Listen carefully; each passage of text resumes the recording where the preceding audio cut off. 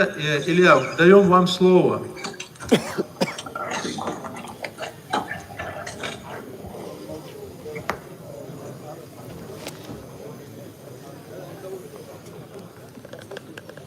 Нету звука? Нету звука, мы вас не слышим, Илья.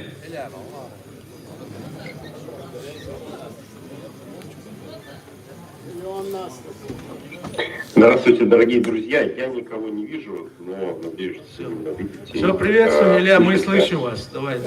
Я от своего лица и от лица съезда народных депутатов России хочу высказать приветствие всем, кто здесь сегодня собрался. Такое дело, и я очень рад, что наконец после очень длительной промежутка времени, когда, казалось, не происходило ничего, и когда казалось, что дело сопротивления, по крайней мере, отложено в очень долгий ящик, что сейчас те трагические события, которые происходят в Украине, подтолкнули развитие событий в Чеченской Республике, и все выглядит так, что свобода уже не за горами. Вы делаете очень большое дело, и хочу вас заверить, что существуют в России силы, которые готовы решать те вопросы, которые вы сегодня здесь обсуждаете. Конечно, та ситуация, которая происходила, когда чеченский народ много раз обманывали мои соотечественники, давали обещания, которые они никогда не собирались исполнять. Эта ситуация абсолютно нетерпимая, и я уверен, что в будущем этого уже больше не повторится. Мы будем действовать совершенно по-другому. Сейчас для этого очень важно всем держать ряды вместе. У нас есть общий враг. Этот враг находится в Кремле. Этот враг имеет даже не фамилию, имя, отчество. Это не просто Владимир Владимирович Путин.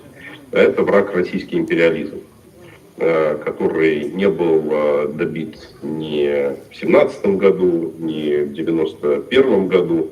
Но думаю, что он окончательно покинет нас в 2023. И, конечно, это наша общая борьба. Я всегда воспринимал ту борьбу, которую ведет чеченский народ, как свою борьбу. И это для меня никогда не было вопросом, у кого какая национальность, а это всегда было вопросом, у кого какие убеждения.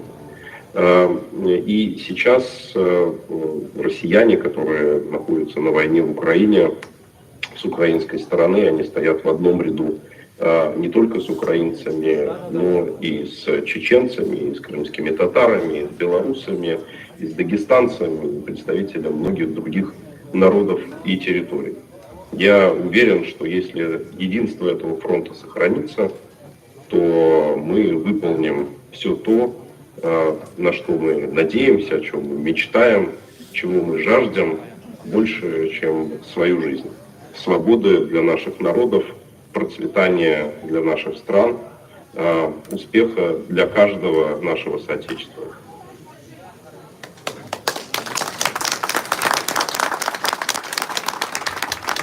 Огромное спасибо, Илья.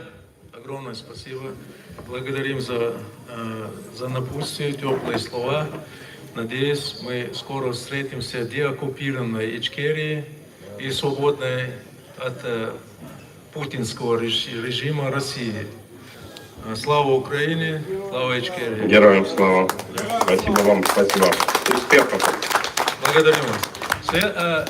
Сейчас мы слово предоставим, как я и начал говорить, Абдурзакову Руслан было доверенное лицо, он скажет одно слово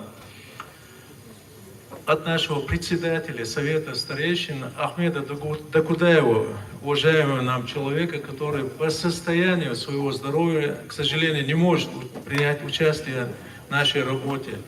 Но вот он наш... Да, кстати, кавалер ордена Оман-Си.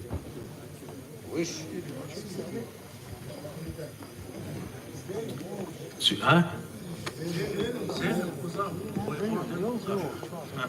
Да. Зелимхан Докудаев, подойдите, пожалуйста, сын Ахмеда Докудаева, Лолу.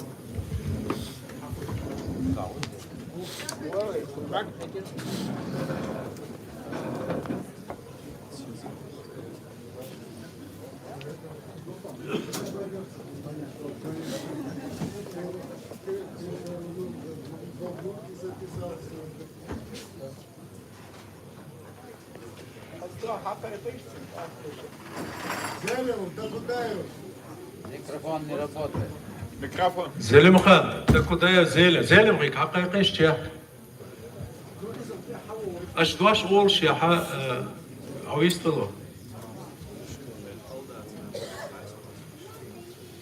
السلام عليكم.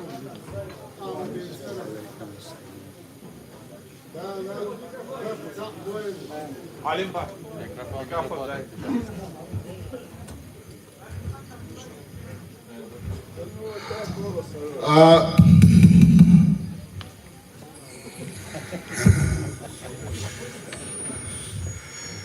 هذا شو وقت وشوشة شو إيش صان وش قيد شدوش شاول شيء والولا شاوا حجر ورقة ليرتسوا يو أسا أحمد أسقوبل صدهون إذا هون دالشي هون سألا سون بيحكي خلال سلاء هون حأز خز شدوسونا حقات أيرو دلح دقر مسرقي مارشالله دقر نخشي قام درج يشيات ويدقر شدوه ويشيات ويتحديد خل صادم خل ويش موت دين تحن ديش دوي ويا داش ديش دات هم بديش بات وي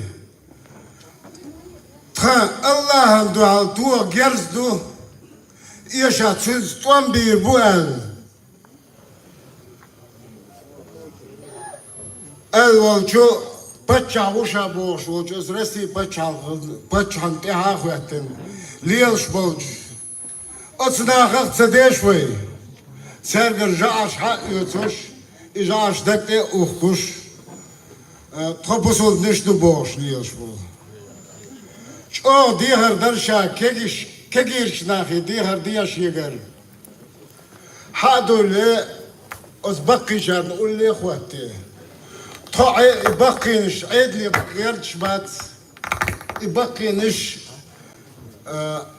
عيد الليل خان إخيول شلاتش بو عامر غير دوشن حاضر إلى دايت شو أصديا أورد تكون دعاء خلا ألا أس دوش لشون سالك سانتجا شو بيحكي ديرك سهلر ويتسال سالنا داور كلر أنزوري ألا أرشين حدا ويزل قونا خور حدا قبل باتش سنة وزن عرقر حالكنا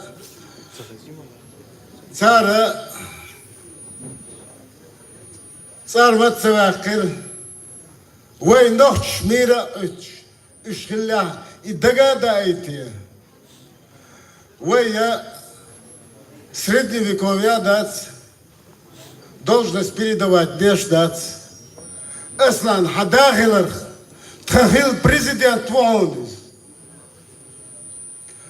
قوموا خرجوا قوموا قبولين سيديش ليلوين بريزيدنت وعون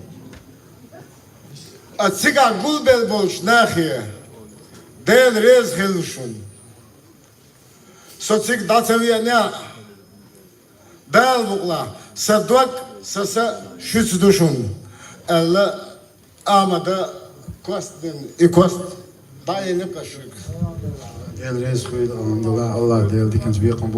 хочу сейчас сказать несколько слов непосредственно об Ахмеде Дакудаеве. Это человек, который стоял у истоков национального освободительного движения, человек, который находился рядом с Джохаром Дудаевым все эти годы. И в последующем, когда он вынужденно оказался в эмиграции, он был одним из активнейших сторонников продолжения сопротивления и всячески вносил вклад в нашу борьбу, хотя эта борьба продолжалась за границей. Он был одним из первых, он был первым избран председателем Совета старейшин, первым был Саид Мухаммад Хачукаев, в последующем это же движение, этот комитет или Совет старейшин возглавлял Ахмад Дакудаев. И он же с этой должности по болезни ушел в отставку и сегодня находится в тяжелом состоянии, но, алхамдулилlah, он восстанавливается и выздоравливается. И мы надеемся, что мы вместе с ним вернемся в нашу свободную Ичкерию и в нашу страну, иншаллах. Но в связи с этим я хочу сказать, что буквально неделю назад было подписано постановление о награждении Ахмада Дакудаева орденом «Честь нации» Оман-Си. И я надеюсь, что Руслан и его сын Зелимхан ему этот орден передадут. Это самая высшая, это вторая награда, высшая государственная награда у нас, это орден Джохара Дудаева. Кавалером этих орденов является номером 1 президент Чечни Аслан Масхадов, номером 2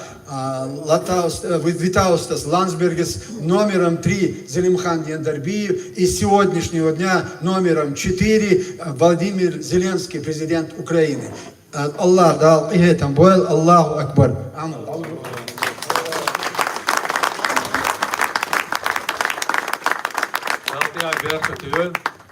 Har orden Stambul Hayya Nark Sawushud. Dal Yahya Bertki Wail. Dal Ahmad Waydel Chidi Wodoga Tadur Datspur. Да, молла, иншалла. Сон инсох чуахса хайрца ва лясон гуше кусам имя чухса масхадов кусам. Юй кусам ити галячек. Хайвала қыз. Кусам аслани хусам наню.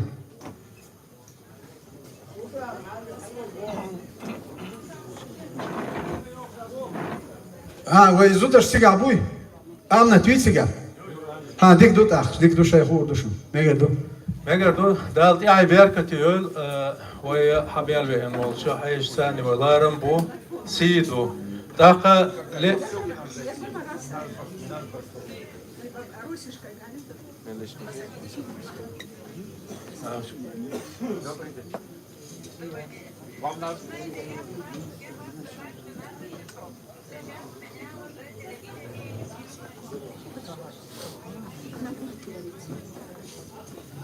Он понимает. Через 2 часа мы позвоним. Андрей, что у вас?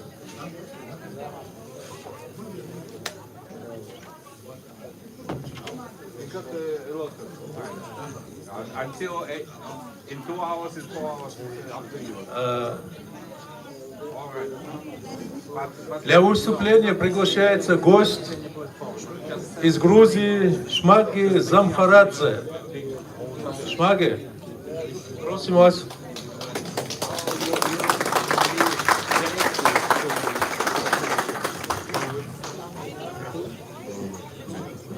No, it's a video.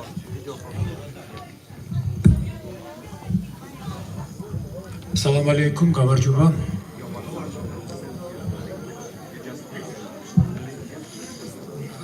Ладуал, Масара, Ладуал. Приветствую всех, рад присутствовать здесь. В первую очередь хотел бы передать от Мираба Чухуа. Он не смог сегодня подключиться и присутствовать здесь. Следующие слова. Грузинский народ слышит и видит голос чеченского народа, который звучит в эмиграции. Грузинский народ видит, что происходит, как отважно сражается чеченский народ в Украине. И грузинский народ также видит, как в Чечне, в самой Чечне, ждут нашего и вашего возвращения и свободы Ичкерии. И грузинский народ вас в этом полностью поддерживает. От себя хотел бы сказать следующее. Мы видим, что для нас, для всего Кавказа, для грузинского народа, для всех кавказцев открывается новое окно возможностей. И заслуга этого украинского, героически сражающегося украинского народа. Но мы видим также возрастающую поддержку, международную поддержку. И это не может не радовать. Этого нам не хватало 30 лет назад. И то, чего нам не хватало 30 лет назад, это еще наше единство. Я хотел бы сказать следующее, что одно дело поддержка, международная поддержка, одно дело наше, как сражаются наши герои в Украине, но еще немаловажно другой аспект, это то, как мы к этому готовимся, что мы делаем параллельно.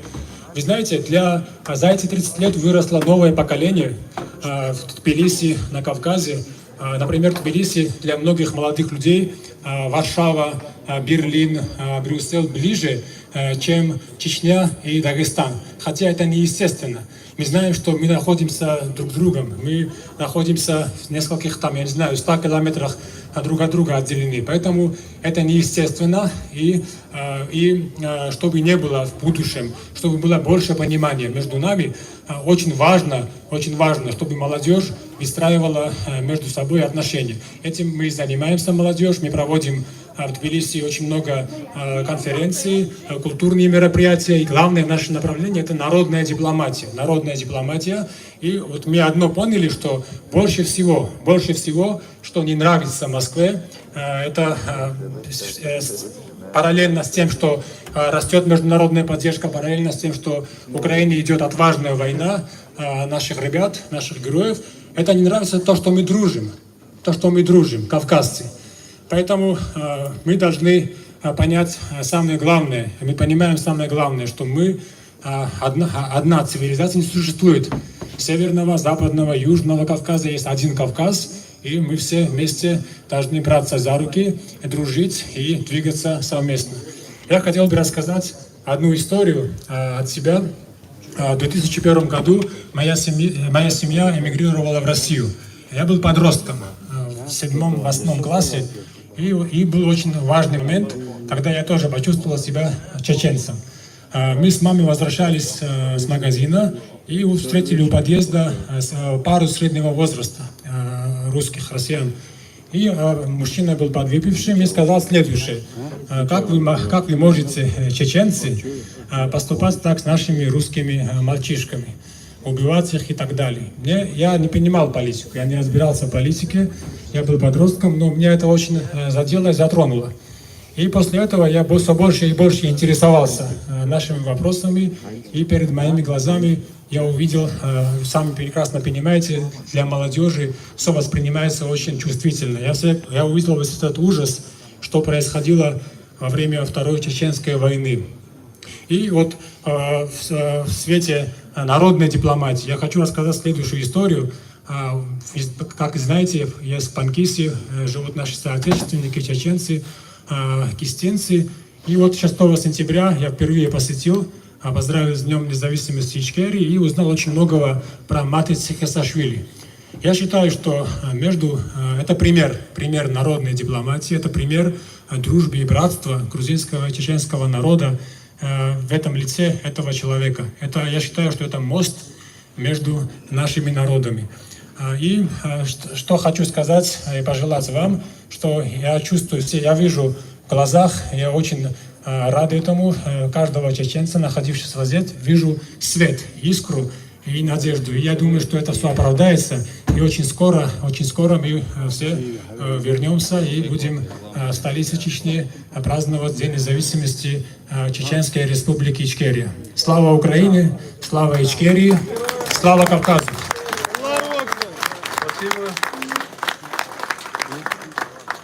Спасибо, дорогой Шмаги. Очень приятно. Андрей, у нас 13:50 был Гончаренко. Ждем подключения, да? Сколько минут у нас еще? Буквально 5 минут у нас. Так. Сейчас будет Гончаренко. Все, подключаем тогда. Алексей Гончаренко, депутат Верховной Рады Украины. Еще. Хорошо, тогда пока он подключается, Андрей, к нам одно обращение, да, поступило от человека, которого мы все знаем, и у нас у всех неоднозначное отношение к этому человеку. Это Муса Темишев.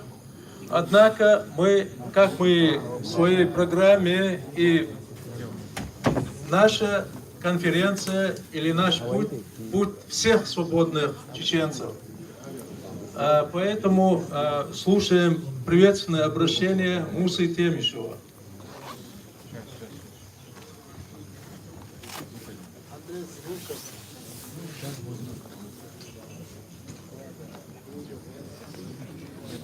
Ой.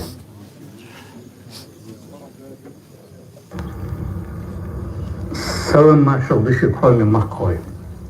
Приветствую вас, дорогие делегаты исторического съезда чеченского народа,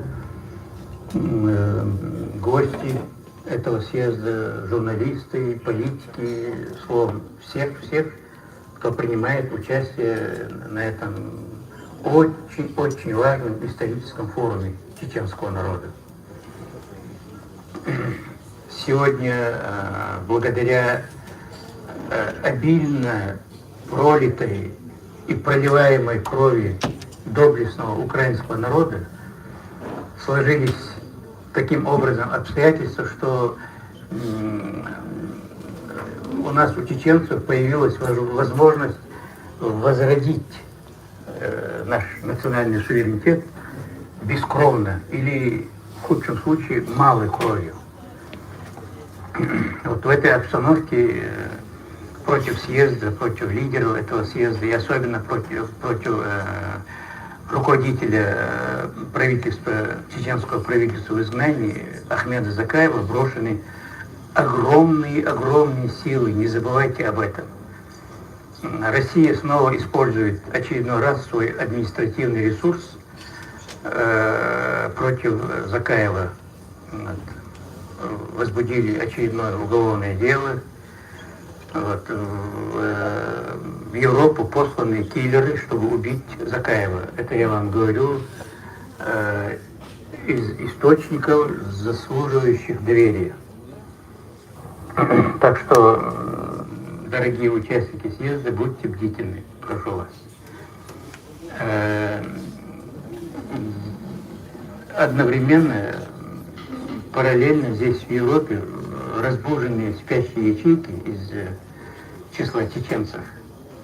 Вот, их так количественно немного, несколько человек, может быть, но они вовлекли в эту свою чертову шайтанскую чистопляску наивных чеченцев, какое-то количество, но нет, тоже небольшое количество чеченцев. Вот, Россия действует параллельно, нахрапно. Вот, так что, еще раз повторяюсь, будьте бдительны. Я очень сожалею, что физически не могу присутствовать на этом съезде, но я душой и сердцем с вами, дорогие участники съезда. Всех благ вам, я вас всех обнимаю.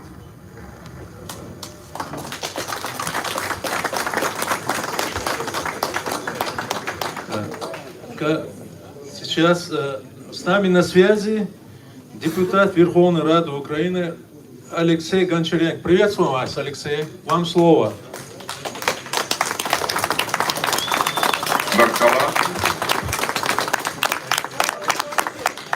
Баркала. Ассаляму алейкум. Здравствуйте. Мне очень приятно поприветствовать сегодня конференцию сторонников независимости Ичкерии. Мы приветствуем Ахмеду Закаеву и всем участникам, кто сегодня собрался физически, либо подключился онлайн.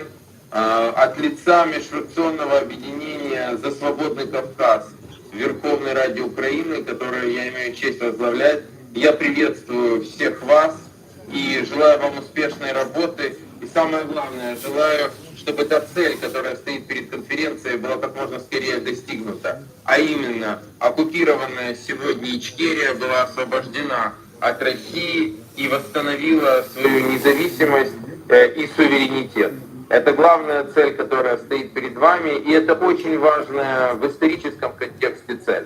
Сегодня Российская империя ведет свою очередную колониальную войну, как были вот 2 чеченские войны, была война в Грузии, сегодня вот война в Украине против Украины, которая длится уже более 8 лет, скоро 9 лет, как длится эта война против Украины.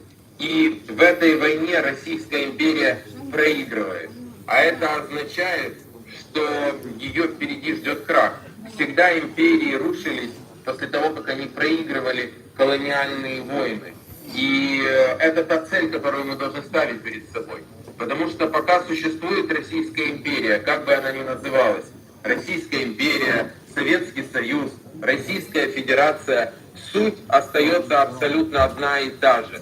Это угнетение других народов, это грабеж других народов, это уничтожение всего вокруг себя, захват новых территорий и дальше, и дальше, и дальше. И мы это видим, не нужно далеко ходить, уже в современной истории. В чем суть этой империи?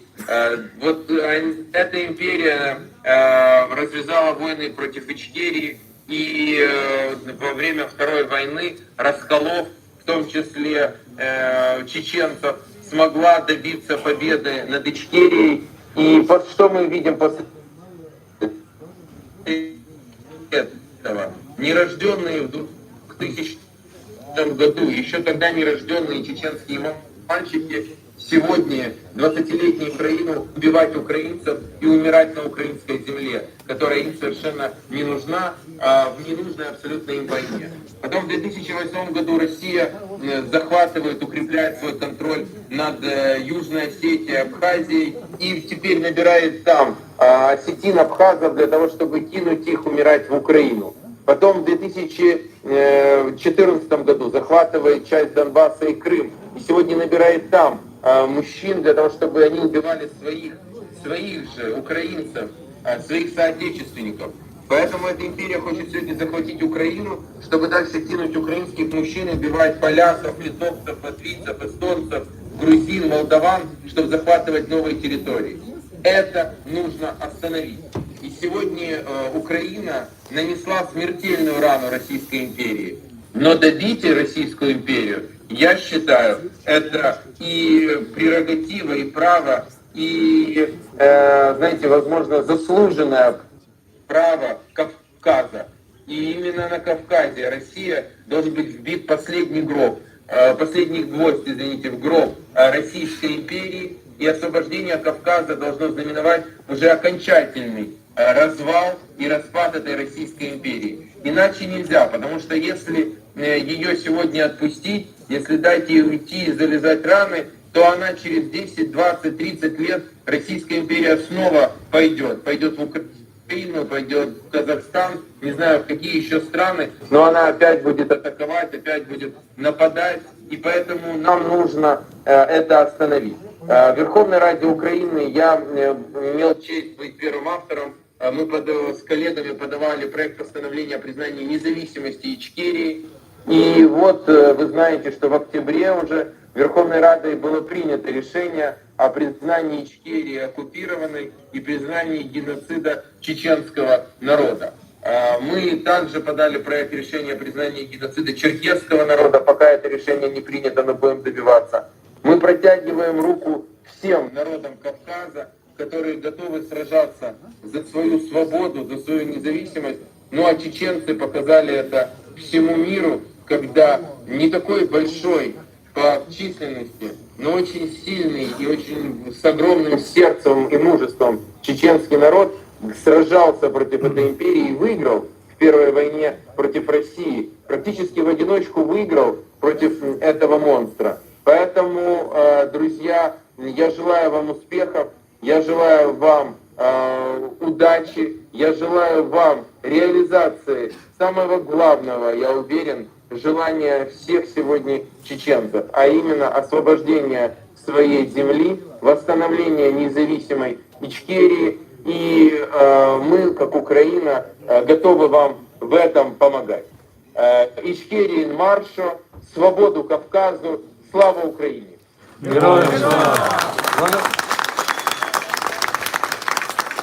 Благодарим, Алексей, огромное спасибо, благодарим вас, Алексей.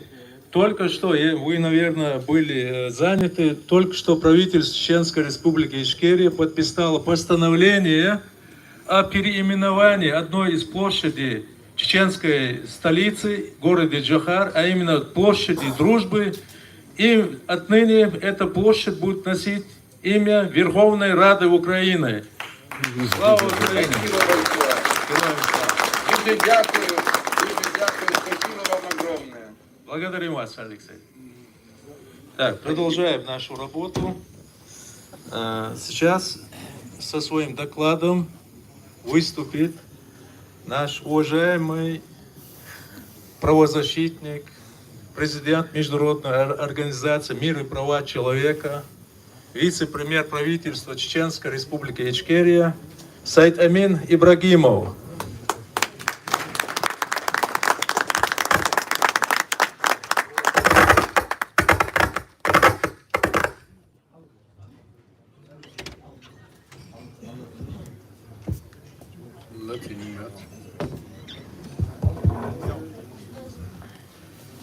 Barkal deres khul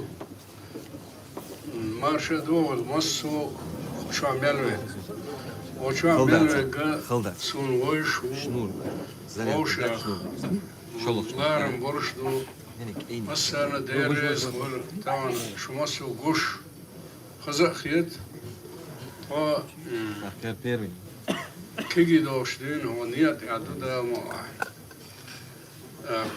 tana ocha دخن عدوين قز بيرشكي نسون مصو مارشا دورش مصو تانا وزعوا حيشي بولديلا سيدكلات كارسي متاع قاسخ متاع подготовительнер сон ел томинатью остаминатях примерно отхан подготовительнер. Ассаламу алейкум, дорогие участники съезда, марш до Шамасу. Также приветствую всех представителей других национальностей, кто вместе с чеченским народом приехали поддержать нас и принять участие в работе съезда. Сегодня я буду говорить на русском языке, с которого можно переводить на другие языки для тех, кто не знает чеченского. Наверное, в этом зале присутствуют только сторонники независимости ЧРИ, так как других не приглашали. Прежде всего я хочу пояснить, почему я лично являюсь убежденным сторонником независимости ЧРИ. Как известно, все живые существа, и тем более люди, хотят свободы и не хотят сидеть в тюрьме. Я никогда не сидел в тюрьме, но знаю, что такое российская тюрьма. Как известно, Россию не без основания называют тюрьмой народов. Это выражение на Россию было перенесено под влиянием книги французского писателя и путешественника маркиза Астольфа де Кюстина еще в 1839 году. В наше время весь цивилизованный мир называет Россию тюрьмой народов. Свободолюбивый чеченский народ оказался в этой тюрьме народов, конечно, не по своей воле, как хотят это преподнести российские идеологи, а в результате самой длинной войны в истории России, которая вошла в историю как Кавказская война. Это агрессивная и кровопролитная война, как всегда развязанная в интересах России закончилась оккупация чеченского народа и Кавказа в 1859 году, после того, как имам Шамиль сдался в плен. Но несмотря на огромное преимущество России в территории, живой силе, военной техники, основная часть чеченского народа не смирились с российской оккупацией, и политическое руководство России знает, что истинные чеченцы никогда не смирятся с рабством. Это вызывает у них злобу и ненависть. И непокорные чеченцы во все времена, независимо от смены власти в России, со стороны ее политического военного руководства, которое разными преступными методами пытаются расправиться с непокорными и убежденными сторонниками независимости ЧРИ. Я являюсь одним из тех, кто увидел в том, что в составе или подчинении России у чеченского народа нет и не может быть нормального будущего и гарантии защиты прав человека. Это подтверждается историческими событиями и многократным геноцидом, который совершается Россией на исконно чеченской земле. Все обвинения в совершении преступлений, направленных в свой адрес, Россия необоснованно опровергает и никогда не допускает независимого расследования. Но, естественно, если Россия не виновата, почему бы она не допускала независимое расследование?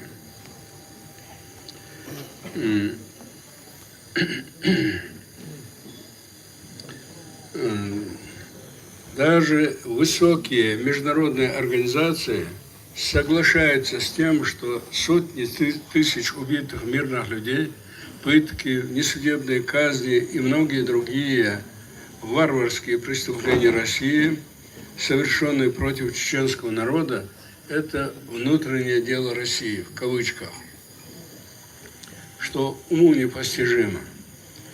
Впервые за период многовековой истории в 2014 и 2018 годах нам удалось подготовить полный пакет документов с доказательствами совершенных преступлений России, двух агрессий, геноцида, преступлений против человечности и военные преступления. Эти преступления не имеют срока давности, подпадают под юрисдикцию Международного уголовного суда МУС и стоили многих лет неустанной работы. Но до сих пор нам не удалось добиться начала расследования, хотя расследование непременно будет. Одним из коварных в числе многочисленных преступлений России в отношении чеченского народа является то, что российские преступники, имеющие методами подкупа, искусственного создания внутричеченского религиозного политических разногласий, соблазном власти и другими преступными способами разделяют или разделили некогда сплоченный чеченский народ. Любые преступления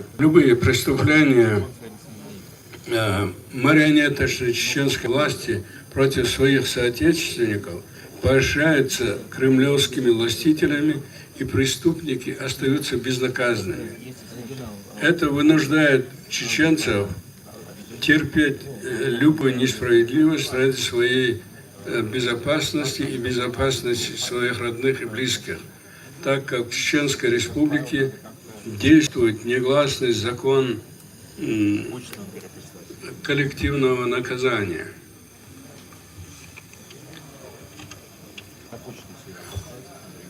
Такой правовой беспредел и насилие над народом со стороны преступной власти помогает российским преступникам удерживать власть, наводненной российскими марионеточными вооруженными силами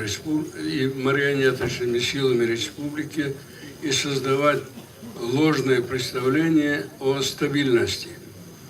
Многие законы в Чеченской Республике заменяют тайно установленные российскими кураторами неписанные правила, которые во многих случаях действуют намного результативнее, чем законы.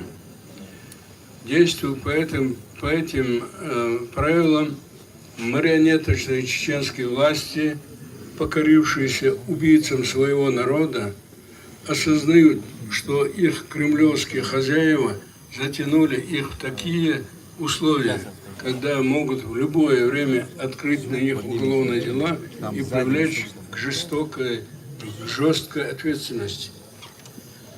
Но уже привыкшие к роскошной жизни, они не хотят поменять сытую жизнь на российскую тюрьму, поэтому верно служат хозяевам, хотя понимают, что конец у них будет печальный, если вовремя не одумаются.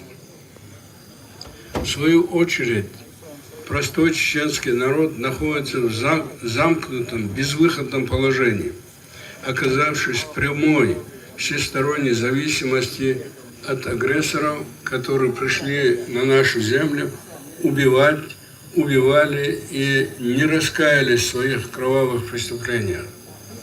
Только теперь они это делают более изощренно и во многом руками плененных ими чеченцев, которых они подкупили деньгами и властью. Став на сторону российских преступников, на руках которых кровь более 300 тысяч убитых и сотен тысяч раненых чеченцев, в том числе более 42 тысяч убитых детей и многих других преступлений, чеченские коллаборационисты открыто провозглашают о своей лояльности российским убийцам. Они покорно способствуют удержанию свободолюбивых чеченцев в тюрьме народов и пытаются вычеркнуть из памяти чеченского народа и мирового сообщества варварские преступления России. Для этого нападальщики российских убийц, которые не признали свое преступление и не заключили новый мирный договор с чеченским народом, после преступной агрессивной войны, развязанной Путиным в 1999 году, они на костях невинных убитых мирных людей строят города и села, стараясь скрыть преступления своих благодетелей, в кавычках. Уже более 20 лет мы обращаемся к мировому сообществу, высоким международным организациям с просьбой оградить чеченский народ от кровавых преступников.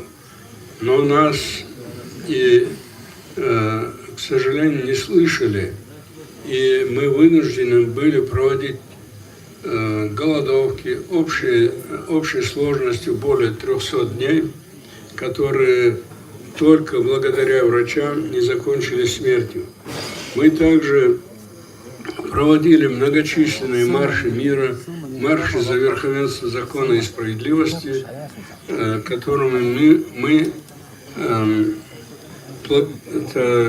плакатами и лозунгами прошли по всей Европе, вдоль и поперек. Но и тогда нас старались не замечать, и никто официально не признал преступление путинской России, хотя мы многократно предупреждали, что безнаказанность и непризнание преступлений России приведет к тому, что российская власть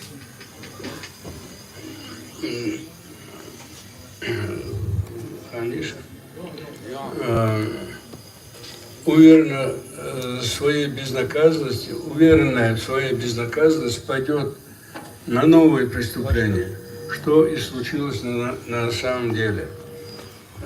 Я имею в виду Украину. Да. Теперь, когда так же, как и против чеченского народа, Россия под надуманными предлогами совершает преступления против украинского народа, мир начал сознавать, что Россию можно было и нужно было остановить еще тогда, когда она убивала мирных людей в Чечении. Не может быть убийство людей чьим-то внутренним делом.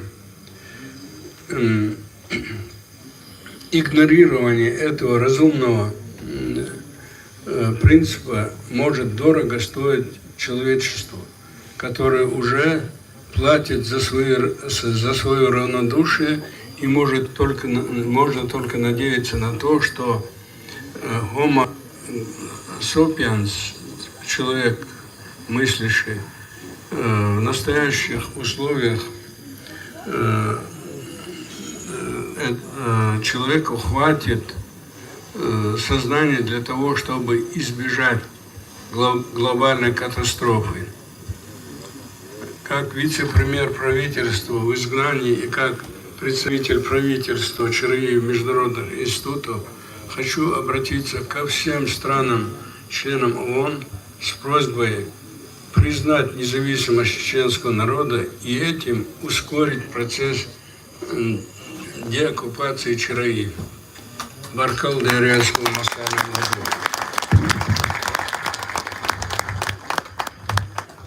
ДРС с этими докладами. Так. У нас сейчас будет выступление в прениях, также несколько докладов. Сейчас один наш гость. Да. Слово по регламенту предоставляется почетному консулу по Французской Республике Шамилю Албакову.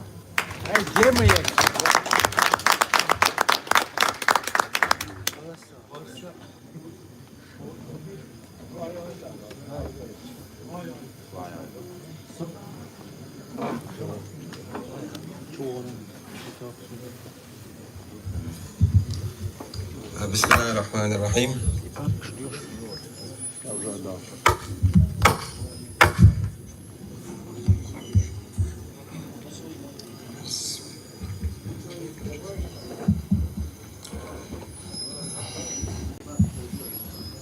Андрей, что-то со звуком, конечно.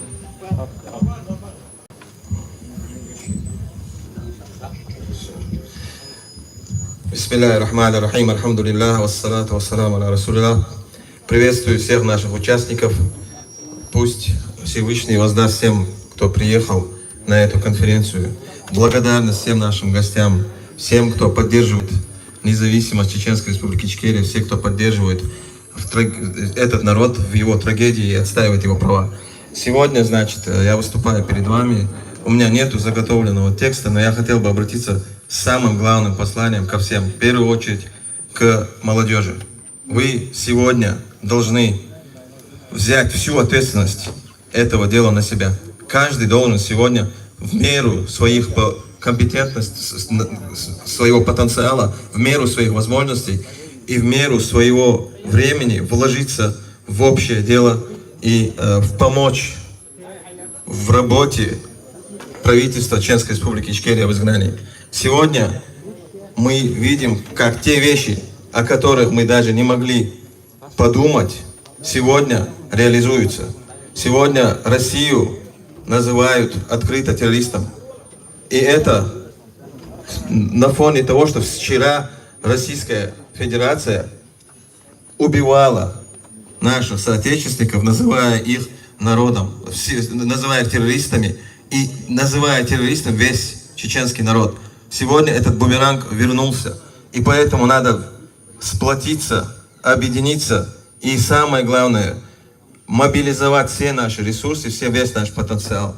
У нас есть огромный потенциал, у нас молодые люди, которые обучены как и в религиозной сфере, так и в светских науках. Люди, которые имеют доступ ко всем международным учреждениям сегодня. Мы должны сегодня бок о бок стать и поддержать общее наше дело. Сегодня я также обращаюсь и к представителям других народов Северного Кавказа, и в частности к ингушам. Сегодня мы должны брать пример с этого героического пути, который показал нам чеченский народ. Сегодня мы видим, как всеми возможными средствами, всеми методами репрессировался этот народ, преследовался, но они продолжают, мы продолжаем, как мы можем, в рамках наших возможностей, учитывая пользу и вред, все продолжают реализовывать мечту этого народа, а это свобода. Сегодня нету нам ни препятствий со стороны религии, ни препятствий со стороны международного права объединиться и вести общую борьбу. Хвала Аллаху, сегодня, если мы посмотрим путь, который проложила, Чеченская Республика Ичкерия, ее представители, ее герои, участники ее сопротивления, которые погибли, все они стремились к справедливости, были соблюдающими мусульманами, были справедливыми. И поэтому сегодня нету никакой причины говорить, что нам якобы с религиозной точки зрения или с другой какой-то точки зрения непозволительно принимать участие в этой борьбе. Поэтому берите пример, организовывайтесь, сплочайтесь и сплоченно, сообща, координируя действия, мы должны работать.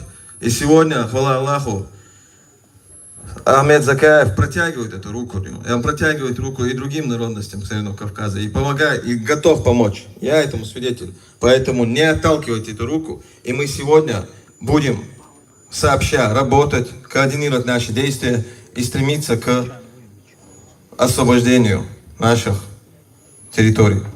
Спасибо вам за внимание. Ассаламу алейкум.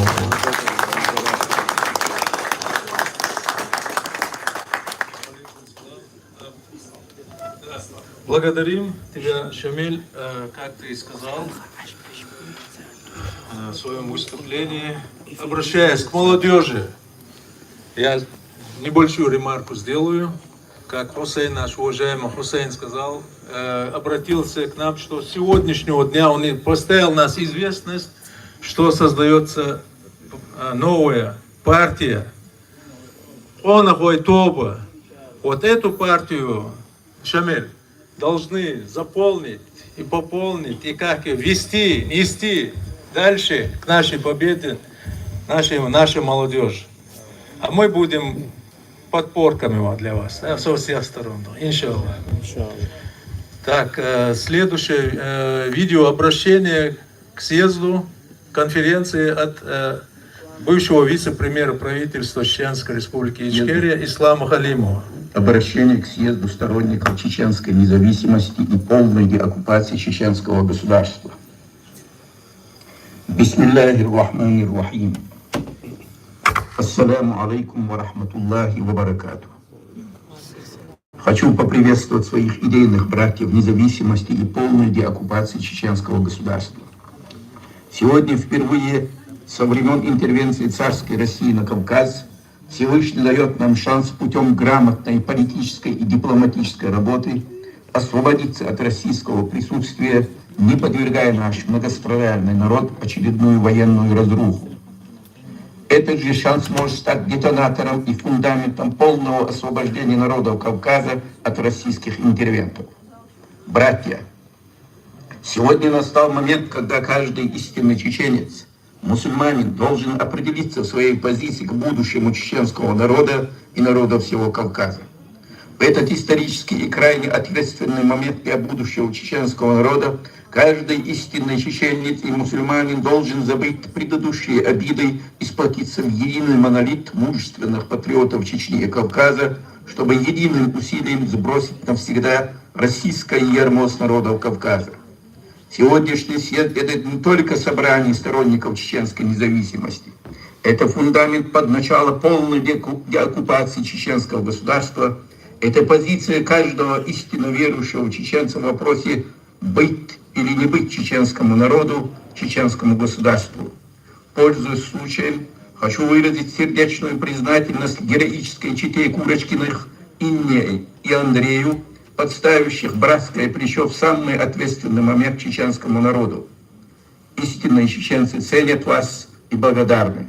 Еще раз хочу выразить свое восхищение участниками данного съезда, и пусть Всевышний отблагодарит вас наилучшим образом. Вассаламу алейкум ва рахматуллахи ва баракату. Бывший вице-премьер и министр шариатской госбезопасности Ичкерии Ислам Халимов. Ислам, огромное спасибо Исламу, ва алейкум ассаламу рахматуллах. Да, сейчас выступление принятых участников данной конференции, ветерана нашей независимости, Хусейн. Хусейн. Дуаш шлюх шварпойк, Хусейн. Хауиц. 3 минут, тишин, 5 минут. Так, шеламыз да диеш, кузак, буа ашвек, шедиха волш, ламыз деш, хат его волш, малмыз ламыз.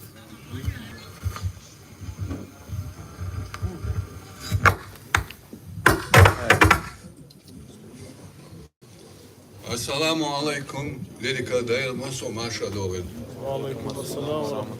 Uzbeska was Dala, we burst up with the Habiati. Dala Bakri Shah Dailway. Hassun Hada Dailway.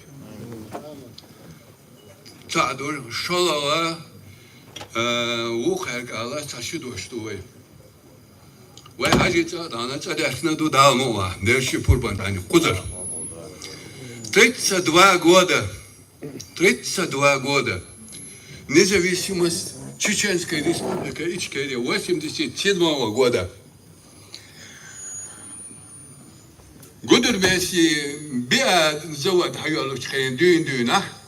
Вы шо сонер Ахмад الثاني Ахмад сан والله قولغي ويدونا تعال بمانا تغلوش لنا политик دايها كده داها كده عليلو نقل عليلو شين خوش دوش هما دوش شين خوش هما دوش نخ هيزوش بود نخ دو دي هنخ وسنا خنا تسنا دي تات شدوش دوي هنا شي دي هاشتاغن سلي بقويا ساجي جوان تينو شارك اسعد كدو شاش قومن ليلين ولا مرتونش دغلاتلش استرشتا يوشو شاش ستابچو واخيشين سو داربينا هاچكيشوش دالين جو ديوش خلتات نيم جيمنوس كالدوش چوا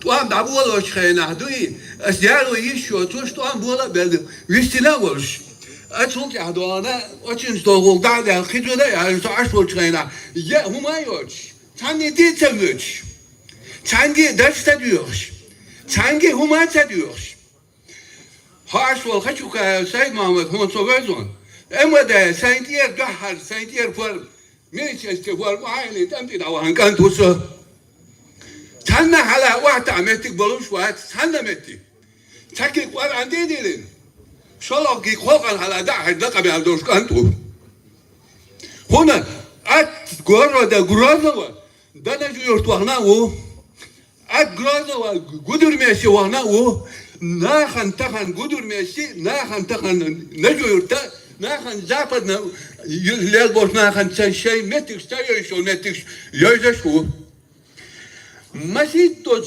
اتين غشاتي دوينا ماشي متعيز دي واسر اشتكوا له اتين غشاتي دوينا ماشي متع تحري دونا سوخيل ما سوينيت دول متكش سيت مقويات وانا اشي اساس يحكي بوليتيش كده بمشات دو خلقا ساينا تعزر دين وشيا تعزر ساين دين اتسوش تعزر ساين دين شونتيا تعزر ساين شولاست صادو انا الديق واحد شتو سويك سايك ديريكتور دينك ابي اخسون هاي شو خلقا ظلم دوال اسوسيتي تغنا تبوشنا خا همي شاور اوه يلي يلو جخار دودايو В 95 году бетики бомбы щитин шхена.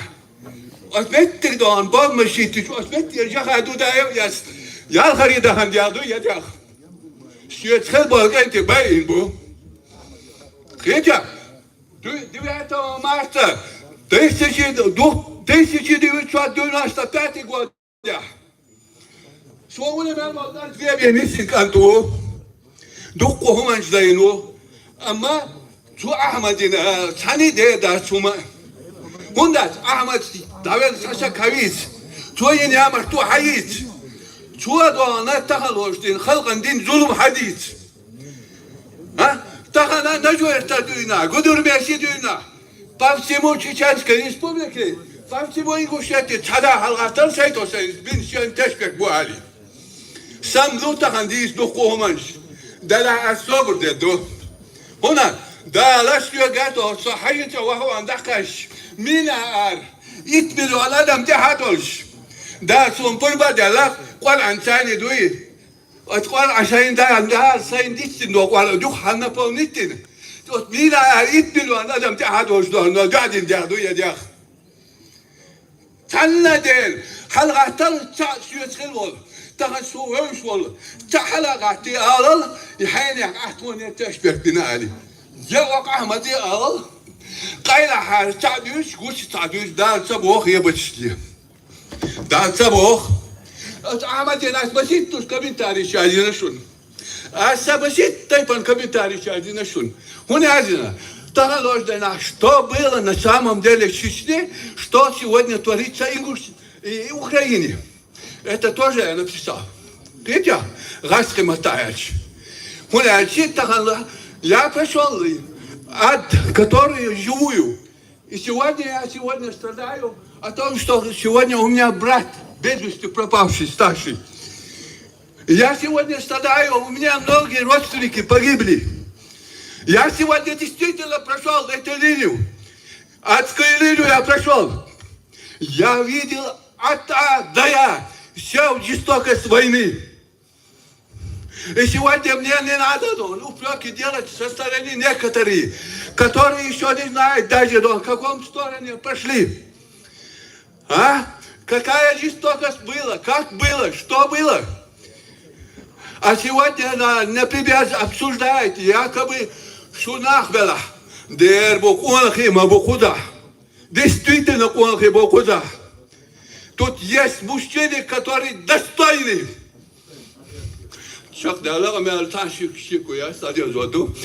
И сегодня я хочу сказать дополнительно, чтобы все знали. В 1994 году, когда началась война в Чечне, я стал в милицейской форме и снял эту милицейскую форму, одел военную форму и ушел на войну. У меня была рота своя. Из этой роты я ушел, и когда я заявил всем журналистам, всем я заявил, это якобы, что эта война будет продолжаться. Его надо остановить. Тогда надо было его остановить. А сегодня я говорю, еще раз заявляю, сегодня нам надо быть один кулак.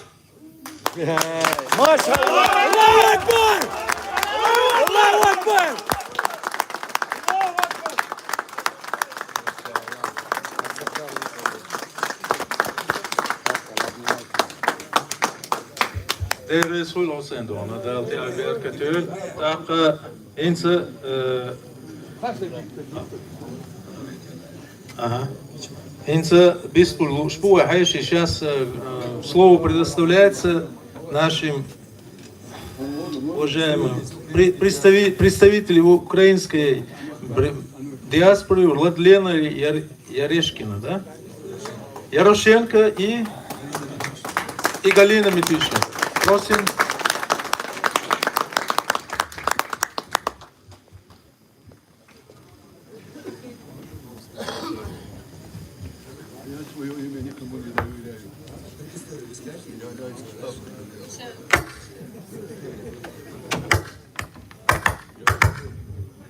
Я предысторию скажу, несколько слов по этому поводу. Мы, когда были в составе делегации в Украине, обратились к мировому сообществу вообще с инициативой, чтобы флаг Украины стал флагом мира.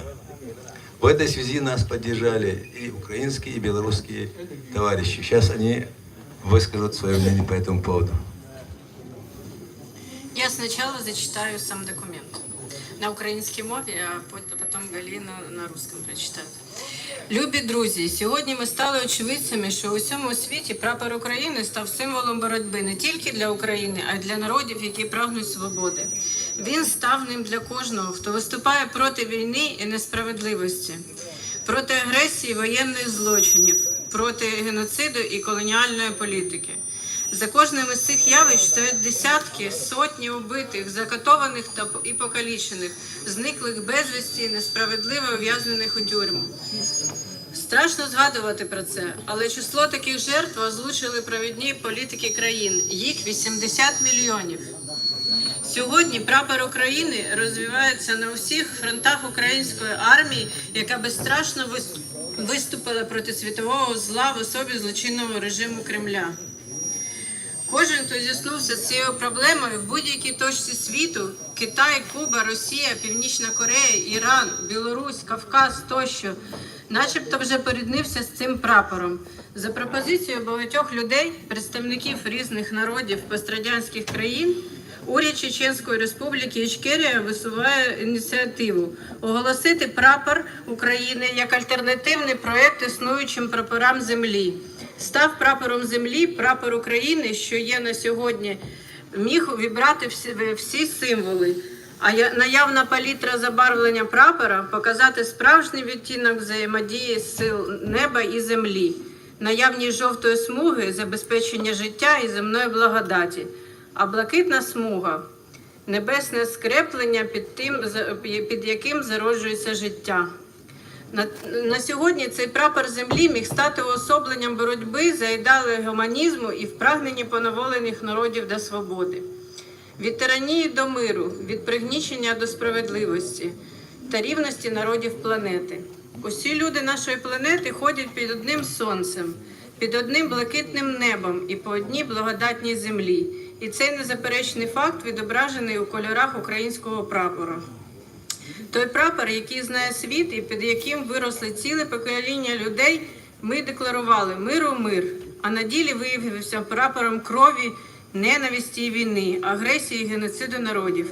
На даному історичному етапі йому протистоїть прапор України, що несе в собі приклад доблесті і непохитності. Уряд Чеченської Республіки Ічкерія звертається з ініціативою до пригнічених народів і світової громадськості, до народів, що борються, і захисників свобод, до лідерів країни, міжнародних інститутів з пропозицією зробити новим прапором планети жовто-блакитний прапор України. Голова Кабінету міністрів Чеченської Республіки Ічкерія за кордоном Закаєв.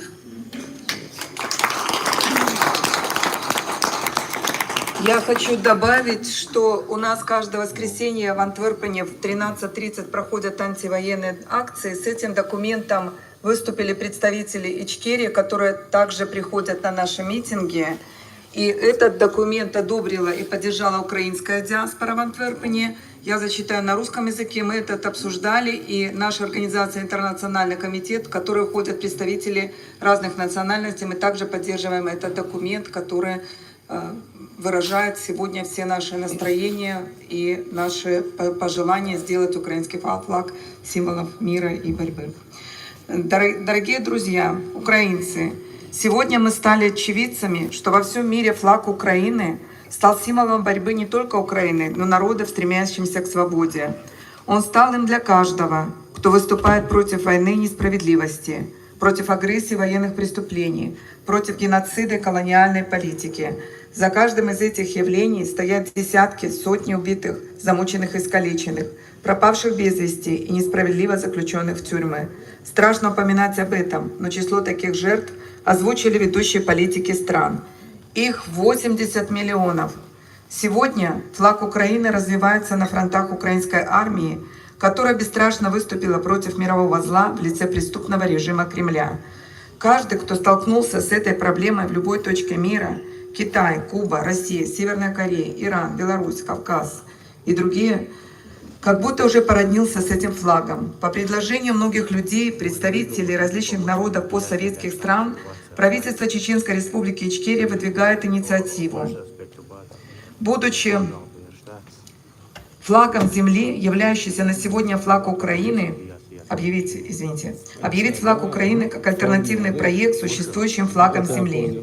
Будучи флагом земли, являющийся на сегодня флаг Украины, мог вобрать в себе все символы, а имеющий палитру окраски флага показать подлинный оттенок взаимодействия сил неба и земли. Наличие желтой полосы — обеспечение жизни и земной благодати, а синяя полоса — небесный свод, под которым зарождается жизнь. На сегодня этот флаг земли мог бы стать олицетворением борьбы за идеалы гуманизма и в стремлении порабощенных народов к свободе, от тирании к миру, от угнетений к справедливости и равенству народов планеты. Все люди нашей планеты ходят под одним солнцем, под одним синим небом и по одной благодатной земле. И этот неоспоримый факт отражен в цветах украинского флага. Тот флаг, который знает мир, и по которым выросли целое поколение людей, декларировали «Миру мир». А на деле оказался флагом крови, ненависти, войны, агрессии, геноцида народом. На данном историческом этапе ему противостоит флаг Украины, несущий в себе пример доблести и непоколебимости. Правительство Чеченской Республики Ичкерия обращается с инициативой к угнетенным народам и мировой общественности, борющимся народам и защитникам свобод, к лидерам стран и международным институтам сделать новым флагом планеты сине-желтый флаг Украины. Председатель Кабинета министров Чеченской Республики Ичкерия за рубежом Ахмед Закаев. Слава Украине! Слава свободной Ичкерии и живе Беларусь! Минуточку, здесь опечатка вышла. Не сине-желтые, не желто-синие, а наоборот. Да. Да. Благодарим вас.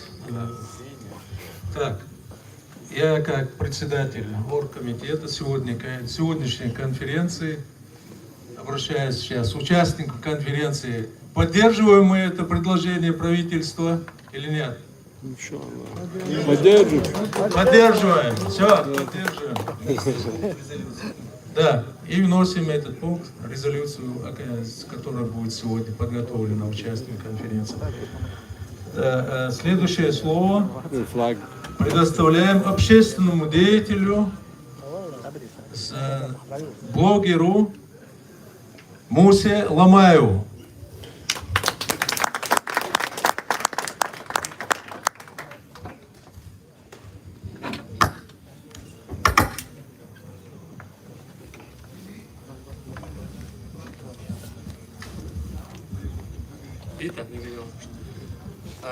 Ассаламу алейкум. Добро пожаловать на это мероприятие всем, кто пришел. Я рад, что мы собрались здесь. Здесь не 2, 3, не 17 человек. Сегодня весь мир видит, что единство для чеченцев, оно очень важно. И что в момент, когда это возможно, мы прилагаем все усилия для этого. И стремимся к тому, чтобы наш народ был свободен и избавлен от российских оков. В данном мероприятии много говорится о нашей политике, о мировой политике, обо всем. Но мне бы хотелось напомнить о тех людях, которые очень хотели бы сегодня очутиться здесь, и в силу многих обстоятельств они не имеют никакой возможности здесь находиться. Это люди, которые пропали без вести. Эти люди, которые были убиты российской военщиной, это люди, которые сегодня находятся в российских тюрьмах. С молчаливого согласия мирового сообщества эти люди пропали без вести, эти люди были убиты, и эти люди сегодня находятся по надуманным разным преступлениям, находятся на очень большие, даже есть люди, очень много людей, наших чеченцев, бойцов, которые находятся на пожизненном заключении. И есть много парней, которые получили от ЕСПЧ решение, что они должны выйти из тюрьмы, но Российская Федерация все равно не исполняет это решение и все равно их не отпускает. Как только подходит срок, год, 2 года, когда остается, после этого они находят новые статьи, и по новым статьям есть очень много случаев. Есть человек, который 21 год отсидел, ему добавили 7 лет. 19 лет, который отсидел, ему добавили 5 лет. И вот так это бесконечно продолжается. Когда российская военная машина начала агрессию против чеченского народа, старшее поколение не даст мне соврать. Между чеченцем и русским существовал барьер. Русский знал, если обидеть чеченца, то любой чеченец возьмет это на себя и принесет это. Этот барьер был нарушен во время Второй русско-чеченской войны. И благодаря главному предателю, которого они называют своим президентом, Ахмад Хаджи Кадырова. Этот человек послужил тем, кто начал чеченизацию русско-чеченской войны. Этот человек показал российским военным, что убивать чеченцев безнаказанно, преследовать безнаказанно, посягать на их имущество, честь и достоинство, это нормально. И в самом начале, когда даже федералы боялись и не решались на такие преступления, один из винтиков этой машины был Кокиев. Он пытал моего друга своей культяпой в Ханкале. И когда он его пытал, русский офицер его отнимал, потому что мой друг был очень жестоко избит, он на ногах даже не стоял. Он был весь в крови. А ты что делаешь? Его достаточно. Вырываясь из рук русского офицера, Кокиев обратно бросался на моего друга и говорил: вы этих тварей не знаете, их надо убивать. Вот именно такие чеченцы позволили сегодня безнаказанно творить все ужасы, все бесчинства, весь беспредел, который существует в этом мире, в полные руки передан российским властям. И сегодня Кадыров, младший, продолжает стилать чеченский народ перед путинским режимом. Он говорит, что он может 300 тысяч чеченцев послать в Украину, 400 тысяч послать, и он может это сделать, потому что чеченский народ с молчаливого согласия всего мира был оставлен один на один с этим убийцей. И сегодня весь мир, для нас Путин был террористом 30 лет тому назад. Россия была террористической организацией, страной 30 лет тому назад. Мир сегодня без зрения совести называет вещи своими именами спустя 30 лет. Но нам от этого ни абсолютно убитого человека нельзя вернуть. Человек, который отсидел 20 лет, ему не вернут эти года. Без вести пропавший человек невозможно, мы не знаем даже, где он находится. Поэтому сегодня у чеченцев появились журналисты, которые сказали, что с чеченским народом раз и навсегда закончено. Сталин говорил такое, когда выслал целый народ. Мы вернулись. Мы восстановили свою Нохчаллах. Более того, спустя определенный срок мы воспользовались правом, который дал нам Всевышний, и создали свое государство. Поэтому сейчас, когда у нас появился этот шанс, здесь очень много людей, которые видели войну, видели плен, видели весь ужас того, что происходило и происходит по сегодняшний день у нас дома. И это все нас объединяет. И сегодня, когда весь мир готов дать нам независимость, признать нас, дать нам право, которое мы по праву заслужили, мы, сторонники независимости Чеченской Республики Ичкерия, воспользуемся этим правом в полную меру. И я хочу заверить Украину, украинских друзей, людей, которые сегодня бок о бок с нами стоят, что мы не упустим эту возможность. Inshallah. Iduk sa katawa ne.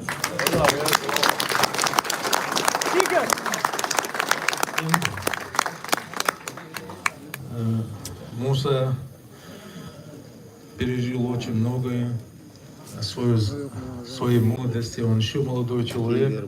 Но не дай Бог кому-либо такое пережить еще. Следующее слово предоставляется также одному из молодых людей, нового поколения политиков Чеченской Республики Ичкерия, члену Государственного комитета деоккупации Хусейну Ахмадову.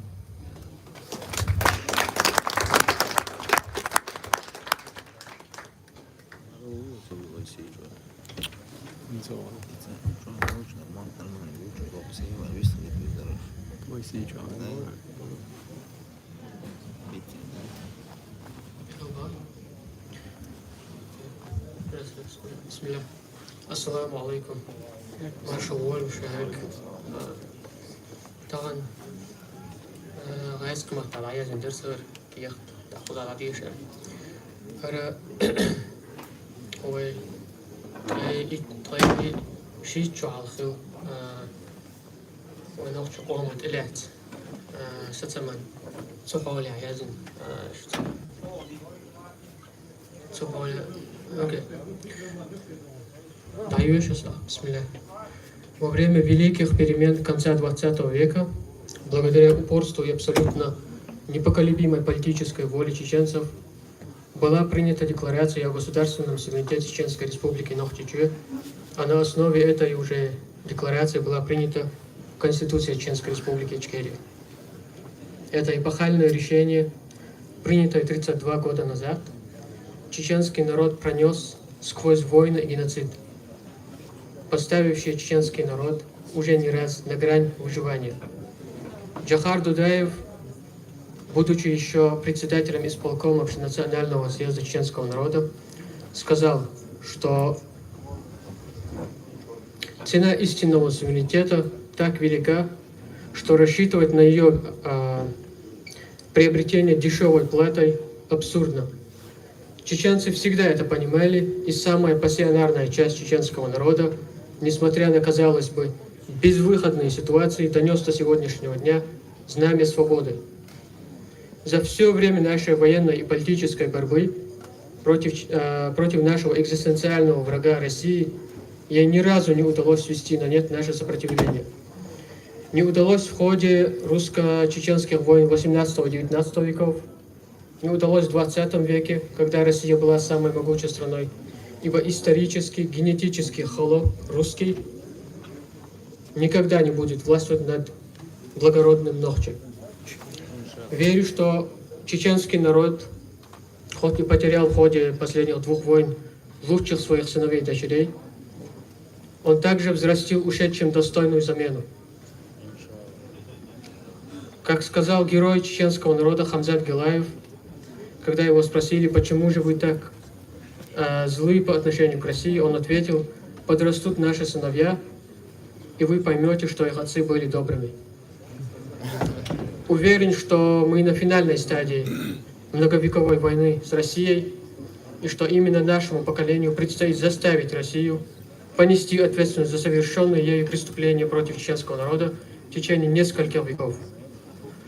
У нашего поколения есть твердая детерминация заставить Россию и так называемый русский народ возместить нанесенный урон нашему народу и нашей стране.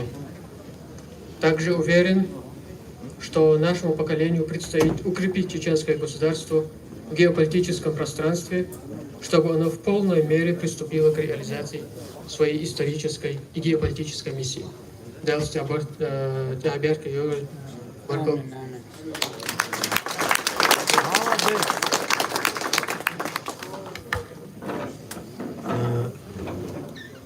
Mega do Hussein dere school barkalona ta hinsa ve lermina osti ve inşil vistulu şvega mesela ve vistil doşalar el şinga ve doş povdur dolştuşun povdu iş yol çekti ona ta Цауй оқчуады вона хенс.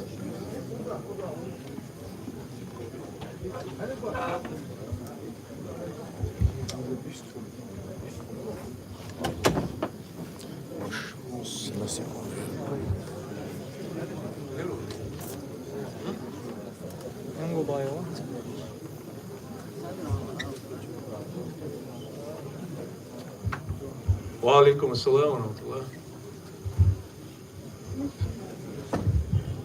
Bismillahirrahmanirrahim. Assalamu alaikum warahmatullahi wabarakatuh. So, Янгулбай Ибраиму عدد бош юзашуна цункюгл хоусо со хузвар бан худу ладу акар дючун ладуга ва цан баш ване пандаха ونوقش شو برغت يا قرا تنت قحي قرا خدوتي حمو خبوتي على ضو ويدو سوسان بوجري بو س كرتنا قاعد خدو وين نوقش قاما ونوقش قاما اوكوبيرو ديندو شو دابيك شناخ بو هيز وشناخ بو ايش هذا قليل وشا سام بيوبوش بيو ماستريو رمزان كديرو بوشغا تيواتي نمشنيكيو так от Иуэя чу ванокчи кама иш оккупировать дина окашара сисаз двохшлах бошкильча вообще ца барт хуч агора камил шумшда дат барт хилана цан гоша дагана от хуманда кацахимиш то цана ок агорду си агорду дат свой нокчи поколение молодежи. В прошлом году, в 2021 году, Эрдил от Райских Эрдил, Эрдил, Иштундер Эрдил, то есть, вонок чучок амдой, вонок чучок долг амдой, церемонии да хоечо, вистолярс. Если вы знаете. Сялхана конференция, сялхана гула мяхил дутхо, 25-26 году, гула мяхил хилду. Цегаха оха делегация на Хилдаш сразу дахая душу, чтобы тот как независимый сын хаму хубо was аренс шухудяш до шубуал боте хош до церхуди цегладо ох куза амац кидабо выступадяш было ашхудуйца лудуша что то но амацадо барт хуш аго все равно цац амбитиш халюакш отборт انتصاد واقعي. الله رئيسول أقنيق دقائق بق الله أقنيق دقائق уже 20-30 лет что дук баки нахабуе уже инскиги нахабуе дقائق.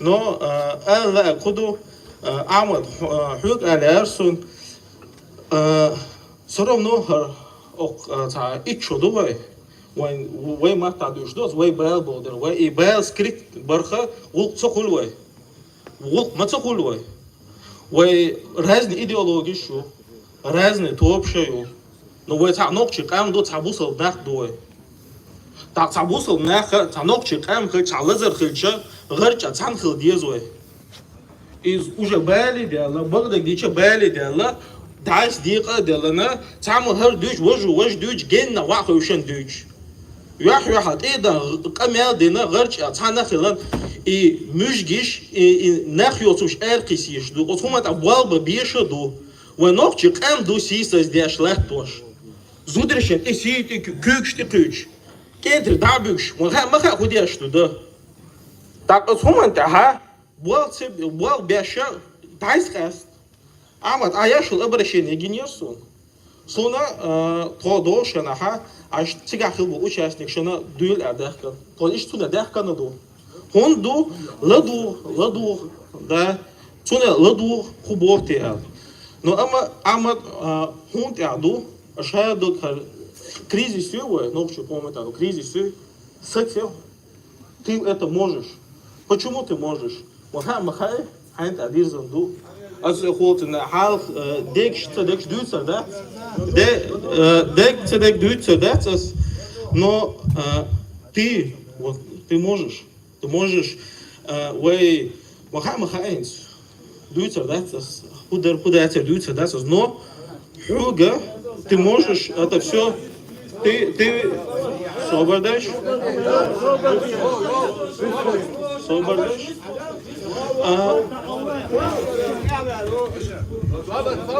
Aman, ejri, aman, ejri. La dual vist malish.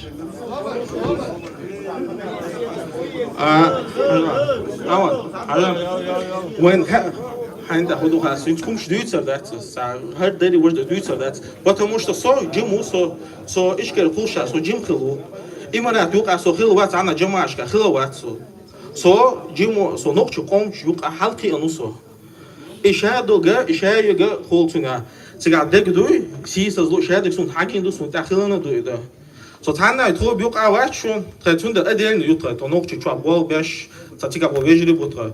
Аз бо худуй is when you are certain boat humshdui it's a was it's certain boat humsh added amad huga ishadek dadak kloy ishadek واخي انا ويست خلنا تداو هالباشلا نيت ادبيت صبور شو تانيك صبور الله ريس كل شو مثلا الله ريس كل نيك داك هيجر نو قوم تصرخ как президент сам амел даш хуча амад مسيرة اشتنين ياتي دوق شيرة داجات وين نقطة قوم شابو نقطة بورب داتشون ثاني ويستخدم أمير دين والد بورب داتشون از با الدیگر داشتن. ویستخل والد بورب داتشون ثاني ديستخل. نگسنا ویلیلوش دیگر تا دوش خیت شوی دلها شون ثاني بورب دات ایوالد ديستخل. تا ایوالش از شون جواب لردوت و سندین دولش خاطر. هات أمير دیا.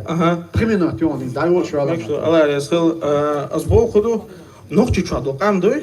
Багдо Украина дулдельча за активность проявляет дулдельер так сюда хват дела закая уша дин берте бог ишт хум бошта бог потому что ночью чадо каман цедоюз коза аш лилдош тек цедоюз худу цацент и анси создою но так шенюка цан умай так дизен хилч парламент ютига президиум ютига правительство ютига и цан умай так дизен хилча диста хилана холцна дигду мекшду давиру барт хурбу осуманта дигду давиру со элен хунта ду ама сраля по багдагача кир умма диашвас парламента идиго аяда хитс тоже призун хитс ду делду но халка хабошоня бу хутсани те сам джиму сун худар шунюка шу бакка нахду но шунюка иштатам хум шилч дигду я давя я лука гона постодин но кризис решите есть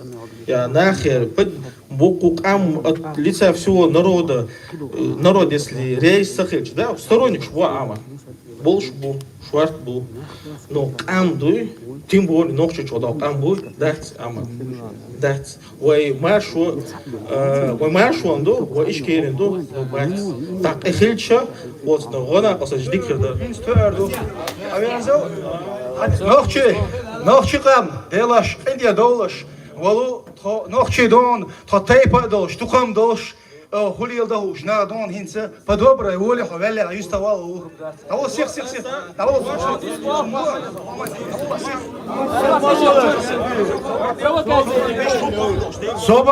Sobardel مشايق وحال. وحوش بوخوي. Conseil noir. Présent. وحوش ساعات خلويس وحوش اللاس حوش وحال ويت عنيزم دو دي اخيلا حوش انت شي بريمين وقت واش تلير تو شي وحوش بوه صوبدي سيبرا وحوشش والله دي دو شارك يزوسو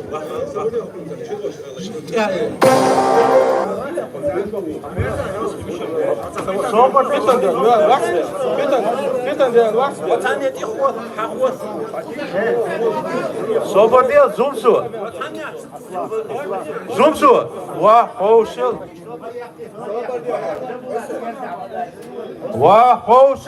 يو يجري إبرة Всем привет, меня зовут Марта Смирнова, вы смотрите еженедельную программу. Термина ости. Бисмиллах.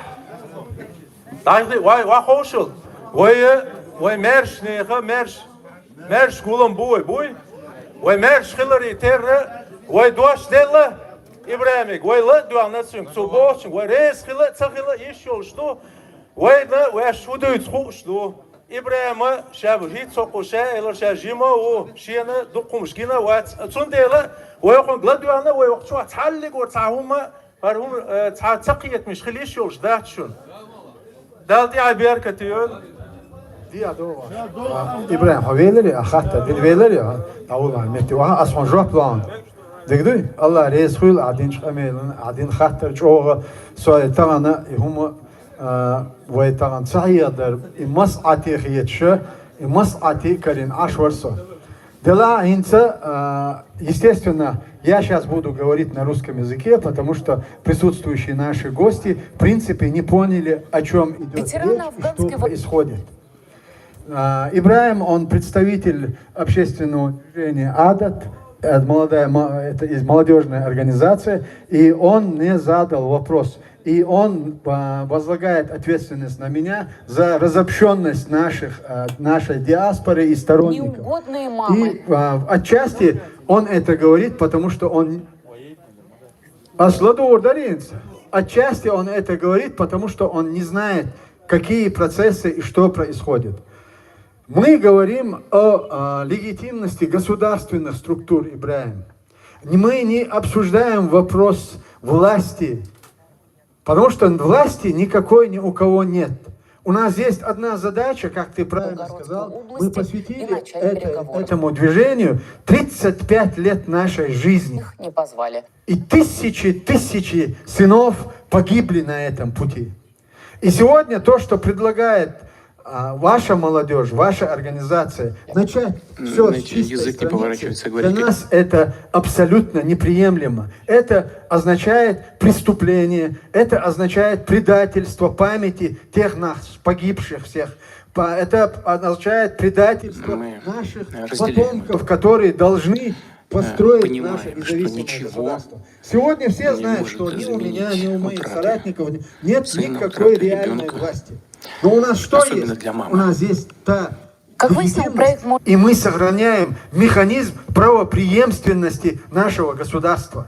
И я предлагал всем, кто выступал и предлагал объединиться, я предлагал и говорил: давайте войдите в структуру Государственного комитета деоккупации и там поставьте вопрос о переизбрании. И каждый имеет право это делать. Но дело в том, что все наши политические оппоненты не признают вот именно эту сторону, не признают, что мы сохранили механизм правопреемственности. Что такое механизм правопреемственности? Это говорит о том, что вот с этим связано 300 тысяч наших погибших. С этим связан договор о мире, который мы подписали с Россией. С этим связано признание нашего государства 57 государствами, членами ОБСЕ. С этим связано тот документ, который мы передали России в качестве контрибуции. С этим связан тот иск, который мы подали от имени нашего государства в Гаагский международный трибунал. С этим связано все. И поэтому мы не можем отказаться от этого. Мы не можем позволить кому-либо перечеркнуть вот эту нашу историю. И мы этого не сделаем. Но вопрос, все же понимают, что сегодня не идет вопрос о власти. Власть будет избрана, это прерогатива чеченского народа. Когда это завершится, когда мы деоккупируем нашу страну, до этого никакой власти не может быть, ни о какой речи, о выборах не может быть речи. И поэтому мы предлагали всем организациям, мы провели дважды круглый стол в Швеции и дважды приглашали и призывали людей вступить в эту структуру, структуру Государственного комитета деоккупации, который на сегодняшний день является главным органом власти.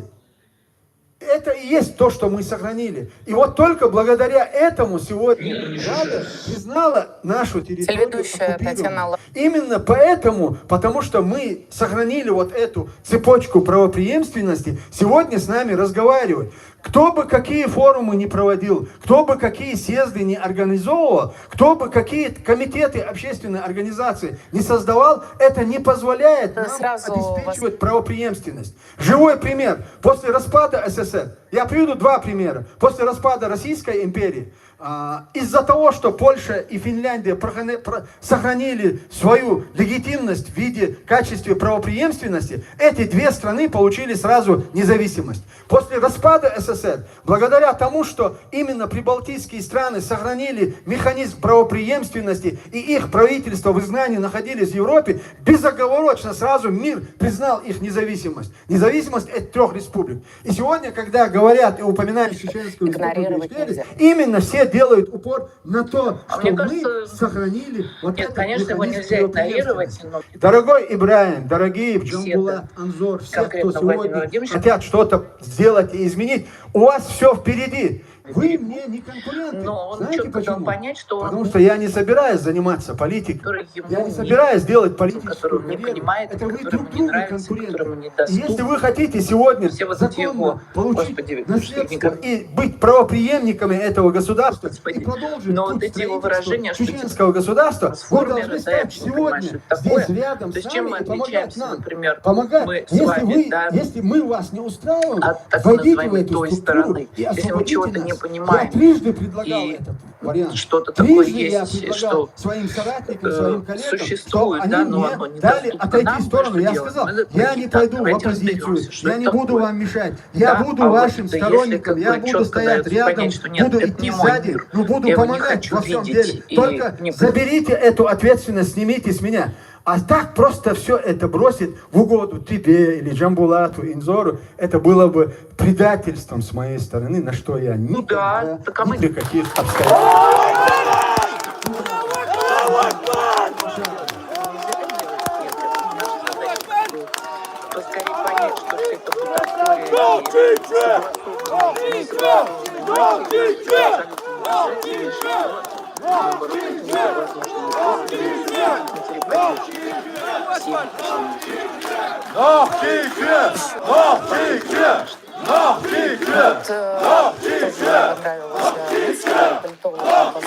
Написала о том, что очень странно, что за эти 3 недели, была информация об этой встрече, уже было известно 3 недели назад, не нашли даже простых лояльных матерей.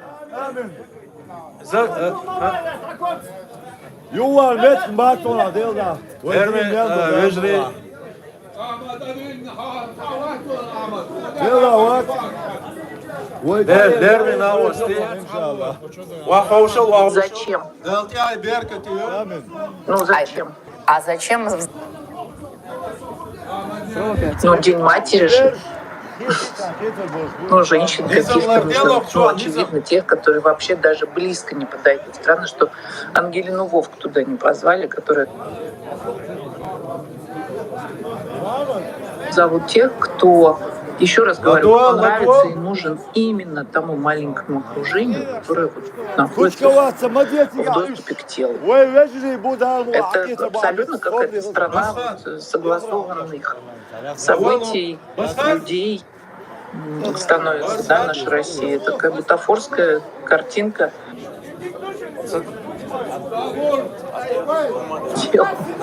Ну, я считаю, что потому что да, День матери, там, национальный, как это называется у нас, ценности, да, традиционные. Вот мать, традиционные ценности. Но в его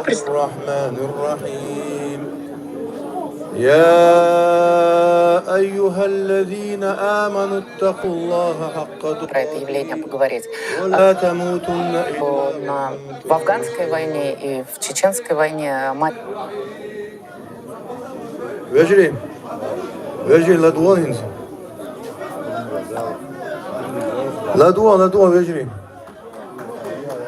Субханаллах, субханаллах. Вы знаете, я тоже вот об этом, это очень хороший радостно, что вы тоже задаете эти говорите им. Мне кажется, что все-таки времена были другие. И то, что произошло сейчас в нашем сегодняшнем дне, это зачистка полностью сознания людей. Что-то может повлиять. Да? Все вот эти наши отговорочки, которые что я что-то человек там пойду, что я могу сделать, от меня ничего не зависит, и на выборы я не пойду, и вообще ничего, я буду сидеть как мышь. Это абсолютно навязанная точка зрения, которая долгими годами потихонечку внедрялась к нам. И вот внедрилась такие. Понятно, что, допустим, Афганистан, который еще начался в советское время, там тоже, в общем, не было, естественно, личности у этих матерей. Чечня, пожалуй, самая женская сила, которая там была, это, пожалуй, был, ну, скажем, свободный период, когда были еще... Не разрешали себе каким-то образом участвовать. Сейчас этого просто нет. Это превращается в какую-то... превратилось уже, да, вот в эту выученную беспомощность, которую мы все много лет уже про нее говорим, которую мы наблюдаем. Вот вам, пожалуйста, результат долгой над их сознанием, над тем, что им можно, а что им нельзя. Вот сейчас я не представляю себе, то есть если сейчас... Безусловно, есть. У меня вообще большая идея выносить, да, эту мысль куда-то в общественное сознание, потому что если как бы дойдет до того, что уже выйдут неуправляемые женщины, да, разгневанные, не марш матерей, да, что мы типа вышли такие, а если они пойдут уже бунтовать, да, вот этот бабий бунт самый страшный, то это уже крайняя будет точка, на которой даже, извините, не хочу сейчас никого обидеть, но мужики даже, наверное, не способны, и им не надо. То есть это настолько крайняя точка, что до нее может дойти только отчаявшаяся мать, у которой все вокруг уже затмило, как бы она вообще не понимает, что делать, но ей нужно дальше жить и кормить детей. Вот эта ответственность за детей, она, конечно, очень у нас, у всех велика. Поэтому я считаю, что это вот такая сила недооцененная, недооцененная. Но сейчас еще пока, видите, нету такой какой-то страшной силы, которая нас всех увидит, да и не дай бог, конечно. Это все будет страшно об этом думать, если честно. Ну, это при том, что уже примерно мы не...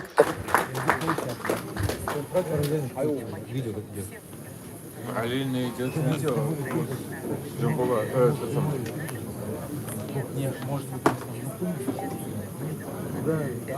Такой не последний, отчаянный, как раз тот самый шаг к бабьему бунту. Почему он все-таки не происходит? Почему мы не видим женщин на улице? Ну, то есть они коротко выходили, когда мобилизацию объявили в конце сентября, но все быстро подавили. Или вот это нельзя, о котором вы говорите, оно намного сильнее? Оно очень сильно, безусловно.